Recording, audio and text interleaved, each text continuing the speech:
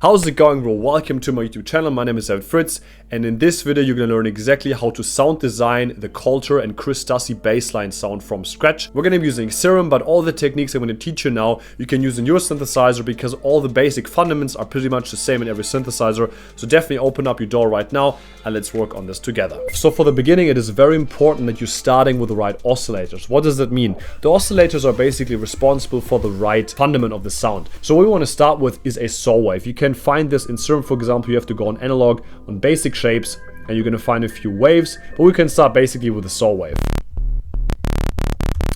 As you can already see, I pitched it down a few octaves. 3 octaves would be probably good. And then we're going to add another oscillator.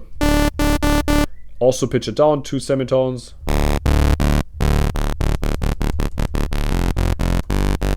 Maybe this is a bit too much, so let's use a different wave. So basically what we're doing here is we're using 2 different layers. One layer is more responsible for the upper frequencies, which is the saw wave, and then we have the sine wave here, which is responsible for the sub frequencies. So now that comes the most important thing. Now we're going to open up the filter section, and we're going to enable probably a low pass filter, or let's say a low 24 filter, like a very steep filter. Cool, enable both. Okay, this sounds already quite good, but basically the Kolter and Stussy bassline sound is more like a plucky bass. So everything we have to do now is go on envelope 1, just bring it down like this. This is like the plucky sound. Then we're gonna drag envelope 1 to the cutoff. We're gonna bring it down.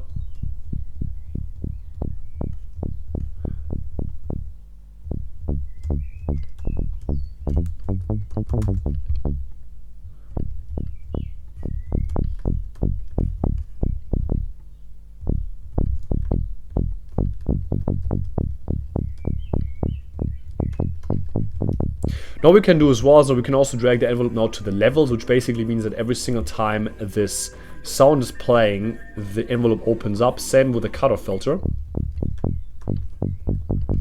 Probably you don't want to do this for the sub-frequencies because the sub-frequencies need to be very dominant and we don't want it just to be a plucky sub-frequency. We're going to also add a bit of drive, a bit of fatness.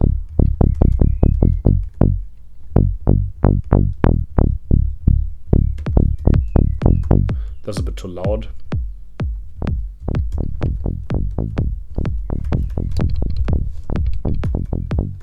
Stick with me please, because I'm going to share with you in a few steps how exactly to now sound design this even a bit more, going a bit into mixing to make this even more professional. But before I'm going to explain you how to do this, please make sure to like this video right now, subscribe to my channel to not miss out any house music production tutorials in the future. And if you're still struggling how to produce professional house music, I'm offering one-on-one online coachings where I'm basically explaining you exactly how to produce professional house music with mixing, mastering, sound design, whatever you couldn't ask me in my YouTube tutorials. I'm going to basically cover everything you want to know. To find out more about this, please make sure you message me privately over Instagram. The link for that is in my description box. And just basically tell me a little bit about what you want to improve on, what's your struggles are the most. And here are a few of my client results. Hey, what's up everybody? It's your boy Zeno Man, electronic and techno music producer from Hamburg. I took a one-on-one coaching with David Fritz. We met via Zoom and we got along right away. And he gave me a coaching regarding record box and preparing DJ sets for gigs. He shared his screen with me and he guided me step by step through record box. And thanks to his coaching, I'm now pretty confident that I'm able to prepare my own DJ sets with my own songs and will hopefully be able to play live gigs soon. New single dropping soon, stay tuned. But now let's work on the Moog bass a bit more. So we want to go on the effect section and also add a bit of saturation with a post effect. Add good drop. Don't do it obviously too much.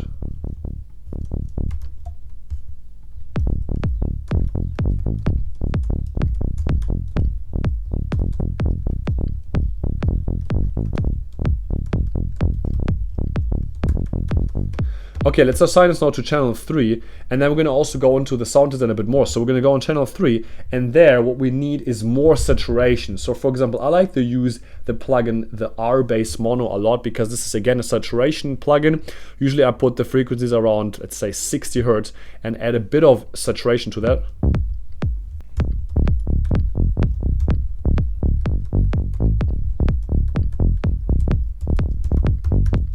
What I usually like to do as well is to add a bit of sub frequency, so I'm basically just boosting the lows a little bit, but obviously don't do this too much, otherwise we're gonna have problems mastering the whole track. Sometimes even EQ a bit the low mids, because the saw wave is responsible for a lot of low mid frequencies. We want it just to have it a bit settle. At the hi-hats. At the clap.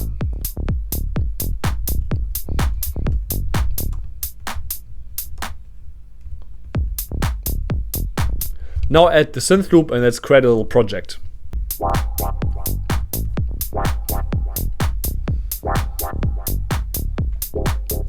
So as you can hear already, creating the Kolter and Stussy bass sound from scratch is pretty easy. Everything you basically need is just 2 oscillators. As I said, the saw wave, you also need the sine wave, and then you basically play a little bit with a cutoff filter, because it's basically a plucky bass, and as soon as you play with this cutoff filter, this cutoff basically automation. I hope you enjoyed this video. Make sure you check out this video as well, which explains exactly what makes a bass line danceable and bouncy. Really easy tutorial, which basically goes into the analytics of what makes people dance to music, like basically the psychology behind it.